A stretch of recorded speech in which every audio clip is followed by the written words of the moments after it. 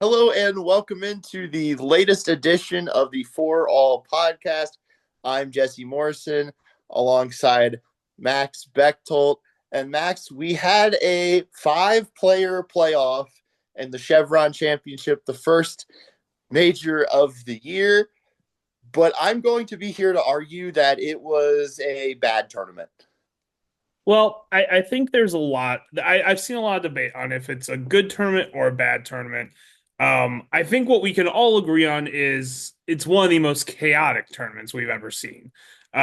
Just on a pure chaos level, you know, it's incredible. We had five players on the green on the playoff hole, and it felt like four of them could win at that moment. I'm not sure we've ever seen that before in golf, not just like the LPGA or a major, just golf in general. And so it was an exciting week, a worthy winner, I thought, even though the play around her wasn't always the best. Mao Saigo is a great player, last year's Rookie of the Year, and it's good to see she has a major, even if everything that happened around it was absolute chaos. Yeah, sure, she got a major. That's great. But my argument is that she kind of collapsed on Sunday. And she won because it was who wants to lose this tournament. That's what it felt like to me. Who wants to lose this tournament? And you saw, so here's how I watched this tournament. So I had to work for a uh I had to work for an Atlanta Braves like radio station. I was working at Chase Field for Diamondbacks Braves, and I had the tournament going on at the same time. The playoff comes around, and that's when the game ends, and I have to go get audio. So I missed the playoff, and so right before we did this podcast, we're recording on Tuesday. I watched the playoff, and I was like, okay, Mao Saigo won because a bunch of players just missed a bunch of putts. The putting in this tournament was terrible. It was atrocious. And it starts with Nelly Korda. Nelly Korda's putting until she made the putter change, which we'll get into, Yeah. was terrible. And she's the world number one player. Honestly, when I watched a lot of this putting this weekend, it looked like me out there. Again, it was who wanted to lose. And I'm so happy. I'm happy for Mao Saigo. That's great for her. But I also think like the least not the least interesting, but like there were two more way more interesting stories that could have happened in this tournament that would have been a lot more compelling. Like you look at Lindy Duncan, it would have been her first win at 34 years old on the LPGA tour. And you look at Arya too, and she would have been winning her first tournament and or her first major in a really long time for a player that used to be ranked number one in the world. And it's just another one of these young players, which is great, but you kind of want it. Just I just felt I there's just a lot missing to me from this tournament, and the 18th hole, it I feel like it might be a little too hard. I well, we'll get into that in a second. But I will just say, like, my argument to why this was a good finish and an exciting finish and a great tournament, is to me there's two ways to watch golf, and I think really two ways to watch sport in general. And I think a lot of the debate about like college sports versus pro sports comes down to this also is, are you looking at quality of play or are you looking at drama? And yeah, the quality of play on Sunday at the Chevron was very subpar, especially for major championship standards. But the drama was incredible. And golf builds that drama so well because it is a slower sport. And so that tension can grow. You look at, I don't mean to compare this to the Masters from a few weeks ago, because obviously it's not nearly as exciting as that was. But that tournament was only satisfying really because Rory struggled so much on Sunday and had so many down moments. And I think this is a little bit of that situation also where, you know, we'll talk about obviously the defining moment of this championship, which is Ariya Jutanugarn's, flubbed chip shot. But you look at that, you look at some of the best putters in the world. Hyo-Joo Kim, arguably the best putter in the world, missing a very makeable putt in the playoff. Like there was just so much going on that just built all this drama and tension. And yes, there were more exciting and more interesting outcomes, but I still think that finish was why we come to golf and why we watch golf and why we love it. Yeah, I mean, I see where you're coming from, but the lack of, I feel like it was just too many players struggling at one time. And that's just, that was what I came away from the tournament with. Now, would I have preferred a one player to be 14 under and the rest of the field to be 7 under or whatever? No, this is better than that. So I guess I'm a hypocrite in that standpoint. But, I would like to see the best golfers in the world play a little bit better than, you know, somebody at a Muni on a Sunday afternoon. Yeah, Like, I mean that the playoff was a little hard to watch. All the putting, especially in the playoff, was a little hard to watch. I will give you that. Roning Yin in particular should have won that hole, probably with an eagle. Certainly should have had the birdie in hand, and she blows past the eagle putts after hitting just a terrific shot. And we'll talk a little bit about the backboard on 18, but she didn't use the backboard. She just hit a great shot into the green and then obviously, just blew her putt by. And it was just kind of the story of that finish. and I do want to get into 18 though. You put in our show notes, should the grandstand be moved on 18? Do you think it should? Well, I think this is the biggest discussion that has come from this event in general, especially because in regulation, you know, very clearly heard through the microphones, Ariya and her caddy were talking about, okay, well, we have the backstop there, so let's just blow it by, and if we hit the grandstand, it's fine. And I do think these players are so skilled, they don't need that extra help. And this came into play a few years ago, back when it was at Mission Hills, when there was no fans. It was the COVID year. There was no fans there, but because the tradition of that hole is there's a grandstand, they put a giant wall back there.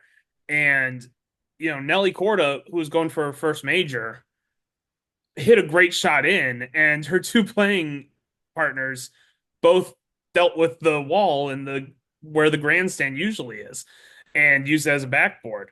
And it kind of brought up that discussion at the time of, okay, is this a little bit unfair? Should that be there? Is that unnatural? And you watch, the Masters, Augusta 18 doesn't have those huge grandstands. Now it's got thousands and thousands of people standing around the green, and obviously they will stop the ball eventually, but you can't just backboard it off of them. And I do think that it is probably a good idea to move that grandstand back. I've sat and I've looked at the hole in the green plenty, and I do think you can move it back a little bit. And I think just moving it back just that little bit more could help a lot. That players won't just say, well, we'll just send a 3-wood at it, and if it hits it, it hits it. That's fine, but we're over the water. So I do think that probably it's time to move that grandstand back a little bit. And I wouldn't hate a slightly bigger green on that hole.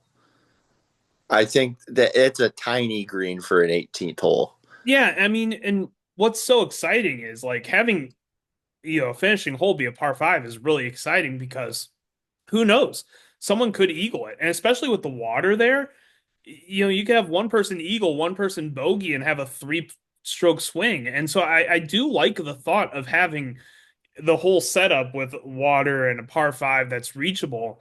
It's just I do agree because we saw Roning Yin hit that great shot in the playoff, but a lot of players were just a little bit long on the hole, and it didn't give us a lot of eagle chances that could make for a really exciting finish in theory. Yeah, I did want to get to Arya Jutanugarn's chip shot. Just how do you think that affected this tournament? Yeah, I mean, obviously, there's been a lot of theories about why that chip shot happened, including that that group was being on timed for slow play.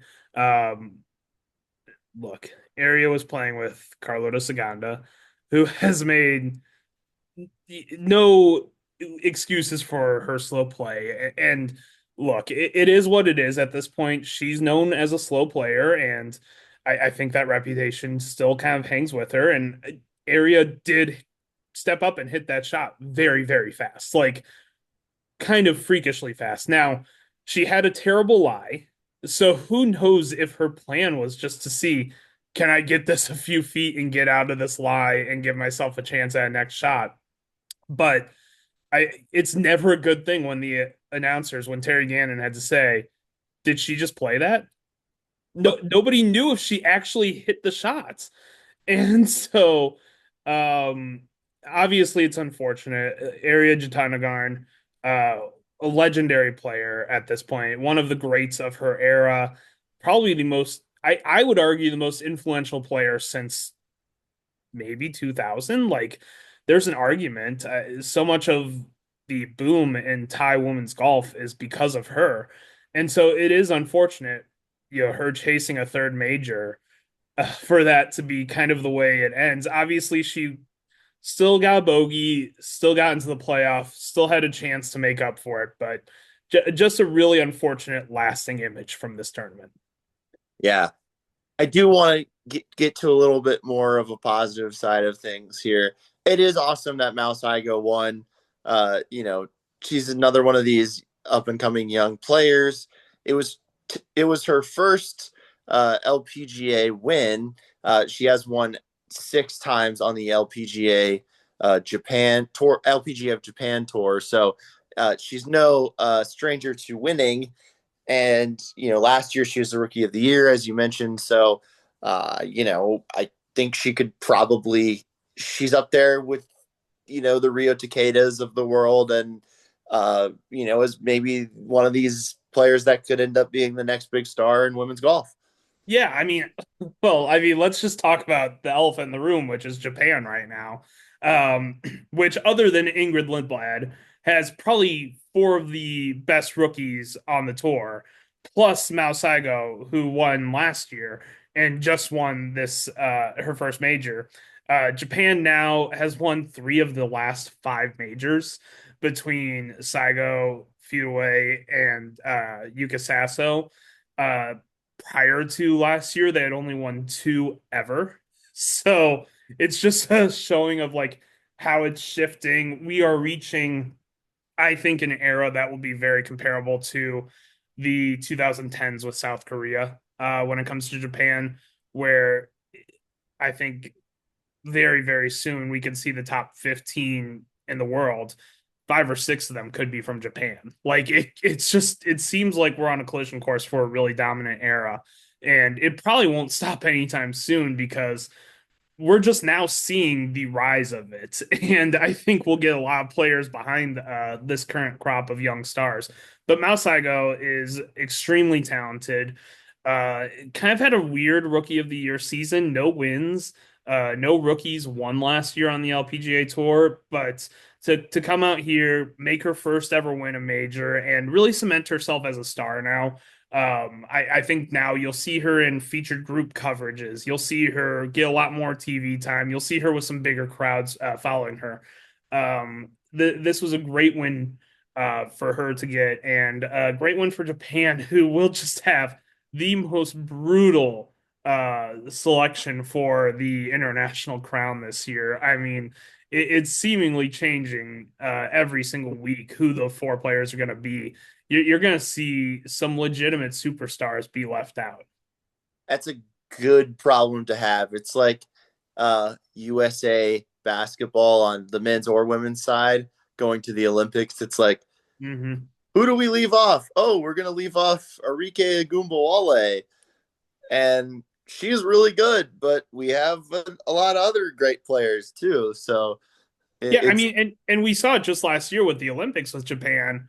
Ayaka Firue, who won a major after the selections were already locked in, but was like one of the leaders on the tour in stroke average and had finished in the top like five half of her events, didn't make the Olympics. And that's just the start. Like she's honestly maybe in danger of missing the international crown with 4 slots this year. So it's just wild what Japan has going right now. They'll be a little bit inexperienced at that international crown, but good Lord, they're going to be young and talented. and just to wrap up this point, they have two of the last four winners on tour right now. Mao Saigo won the major this past weekend, and Rio Takeda won the Blue Bay LPGA back at the beginning of March. 2 weeks ago, Akie Iwai nearly won the JM Eagle LA Championship. So it's just a good time to be a Japanese golfer on the LPGA Tour. Yeah, real quick before we get into this week's tournament, Paula Kramer, assistant captain for the 2026 Solheim Cup team for the United States. No brainer. I Yep. think. Yeah, I don't know the situation with Morgan Pressel being captain at some point, obviously with her color commentating job, which we'll get into that in a second, the broadcast coverage of the Chevron Championship.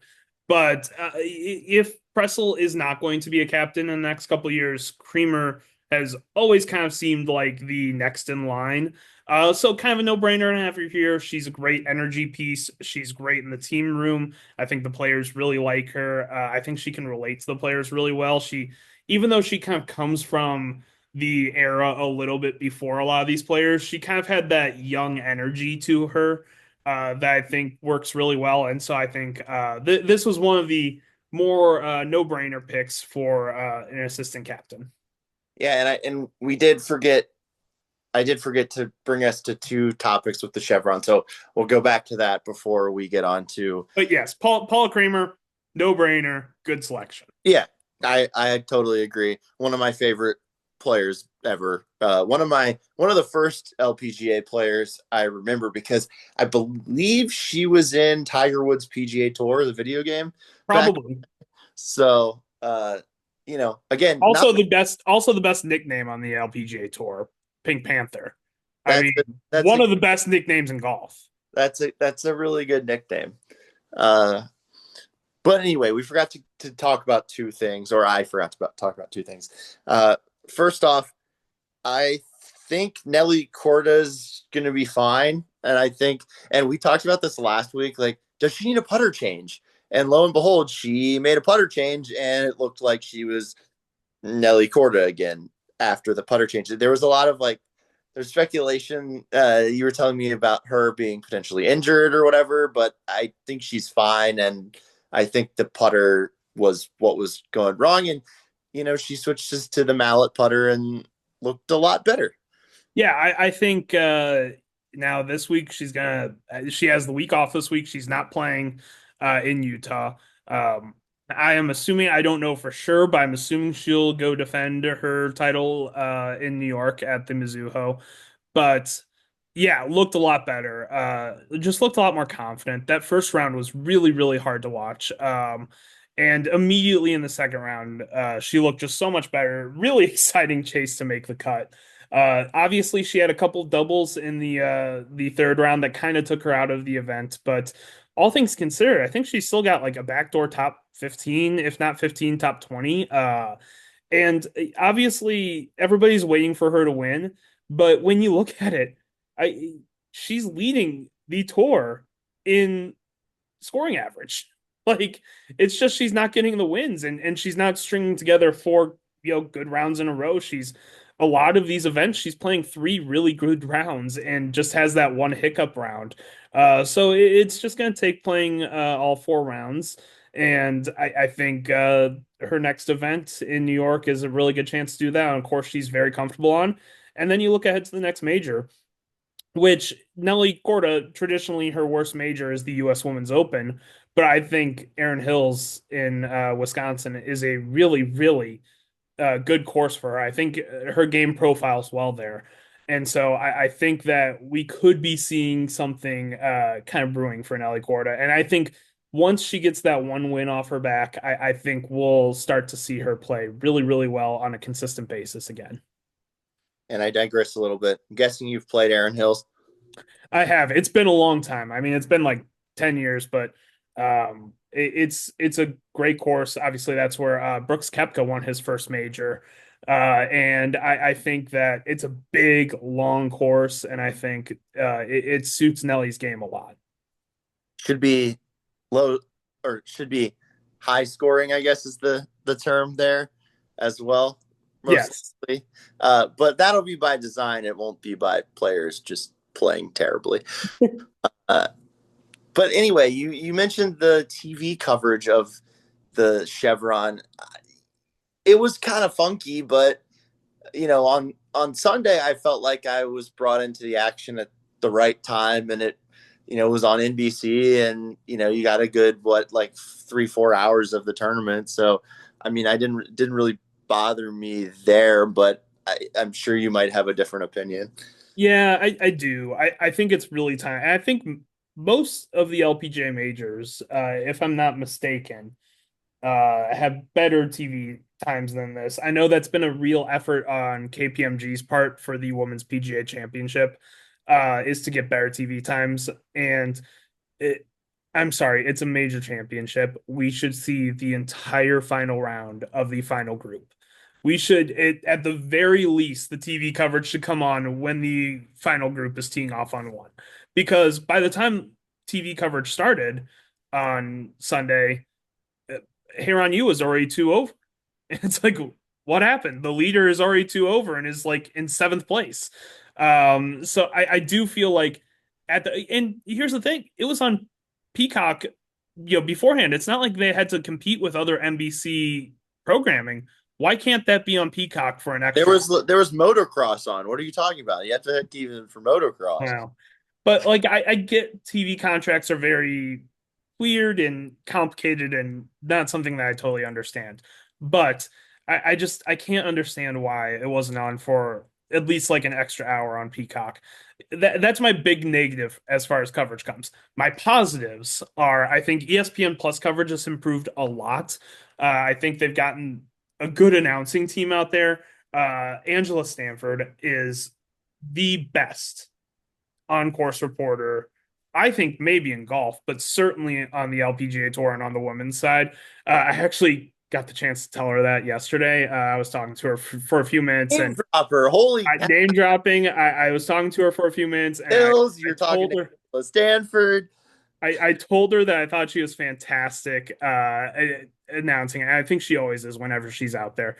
And I saw a lot of love on whatever the heck they call Twitter nowadays for Morgan Pressel, which I think is well earned. I think she's really improved over the last couple of years as an announcer. I think following her journey has been great.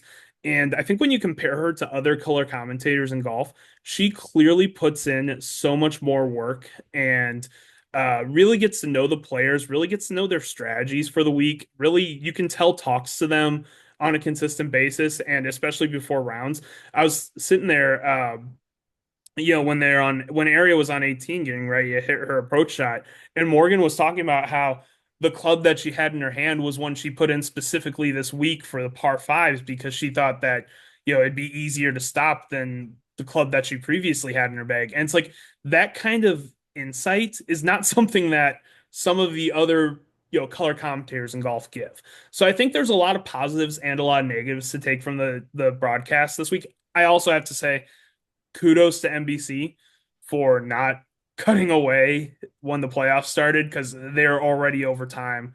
And we've seen in the past them send that kind of thing to CNBC or something like that. Yeah, that And would be bad. good on them for sticking with it. Obviously, it's a low bar to clear, but they still cleared it. So Yeah, kudos for that. I think golf coverage in general has gotten better. No offense, he's one of the greatest golfers of all time.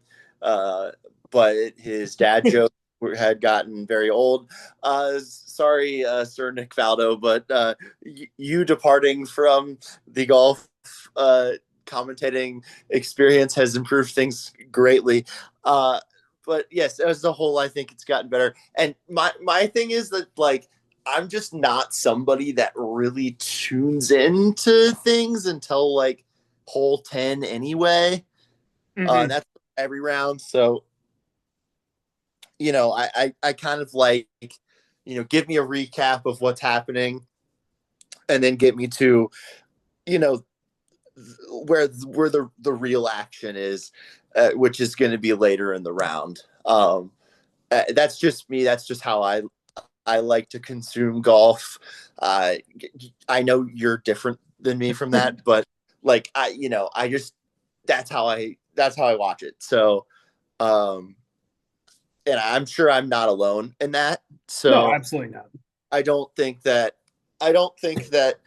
it's that big of a deal, but it is a major championship, and they're showing all 18 of Rory on Sunday at the Masters. So it should be equal. They should show all 18 of the leaders on Sunday at whatever women's major is going on. And I do, again, I want to make clear that it has improved, and I think the other four majors, I mean, partially because two of them are in Europe and it's a little bit easier to get TV coverage at 6 o'clock in the morning. But I do believe all the other four majors show at least the entire final round of the leaders. It just kind of stuck out like a sore thumb. I think the coverage came on when they were on like hole 5. And so I'd like to see a little improvement with that. And I believe last year when Nelly was in the final group, ESPN Plus carried it until it went on Peacock and NBC. And I would have liked to have seen that again this week. All right, let's get to this tournament in Utah. The 2025 Black Desert Championship presented by Greater Zion. Golf tournaments could be a little bit better about their length and names. But yeah, first time the LPGA has been in Utah in 60 years, which is not that much longer after the LPGA was founded. So it's been quite a long time. It looks like a great course. It's not the best field coming off of a major, but you've got some good players in there. Roning in Lilia Vu, Charlie Hull, Ria Takeda, Minji Lee, Boudier, I believe, is playing. Yeah. So yeah, it's not a terrible field, and yeah, just kind of what are your thoughts about the LPGA going back to Utah? First of all, the course looks absolutely stunning. Like it looks gorgeous.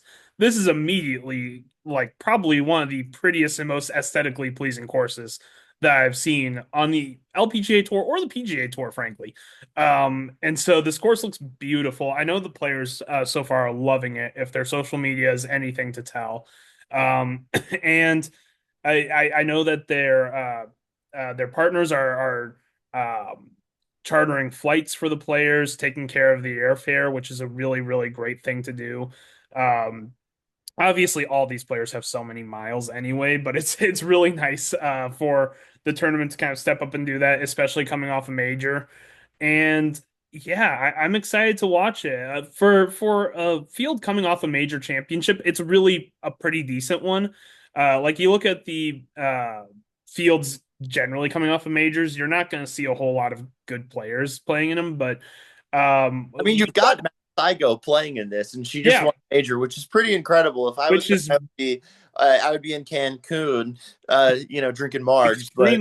Extremely, extremely rare to see a major champion play after winning. Even Rory didn't play at the RBC, which is an elevated event, after winning the Masters. So it's very rare to see a player play after winning. But look, we got a good, solid field and a beautiful course, and it should be a lot of fun. Yeah. I guess I'll go right into it. Who do you think will win? Obviously, it's a little tough, a course that nobody's ever played, to make a prediction. But I do I do think that a player like Salim Boudier or Charlie Hall, this is a good chance to get kind of into their season and get it kind of going. We've talked a lot about Nelly Korda or Gino Tadekun really getting their season going with a win, but like Charlie Hall and Salim Boudier, who are competing for a spot on the world team of the International Crown. I think that it's a good chance for one of those two to go get their win. So I'll say either Charlie Hull or Celine Boudier.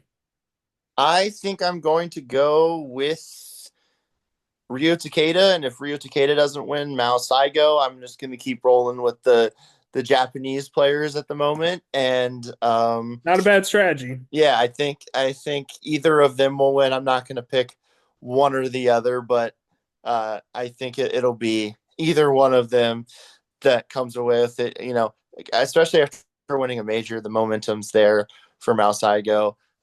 So yeah, I think that's what I see happening in this. And I'll probably be wrong, just like we were last week. I don't know if you even tallied up what our I'll scores were from I'll tally our it up. pick.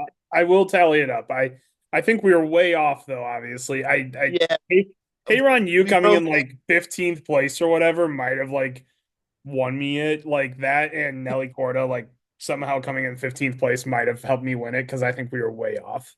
Yeah, we were way off, so we don't need to get into that too much. But anyway, Max, what is on the site this week? That's foreall.com, FORE-ALL.com.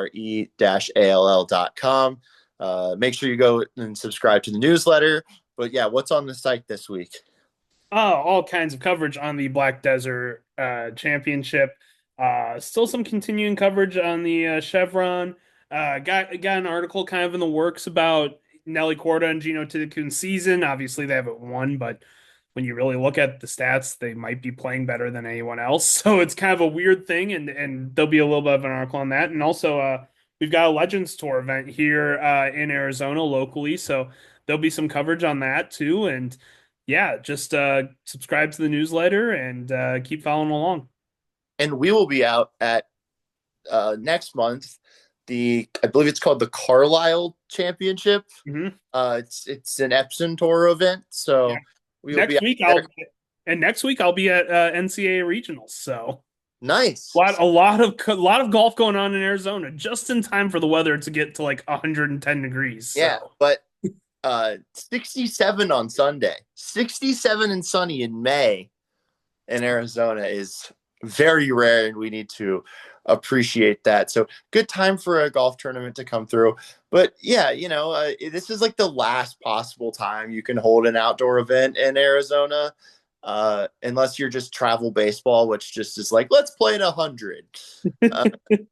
Because I used to work for a travel baseball. I used to do PA announcing for some tournaments out here, and I was like, why are you guys playing in the middle of June?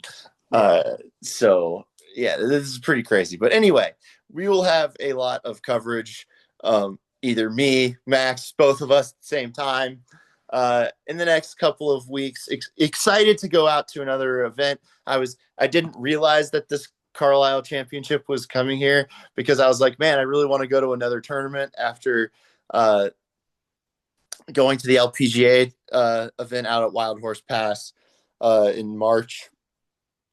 And now that I'm excited to go to another event, and it's at TPC Scottsdale, which should be fun. So, and it's a very interesting season on the Epson Tour. There's some pretty prominent players who are out there playing. I mean, I think of Matilda Castron, who just 4 years ago hit the clinching putt in the Solheim Cup, is out there on the Epson Tour trying to get her card back. And so there's a few interesting storylines out there. So I'm excited to go out and check out the players.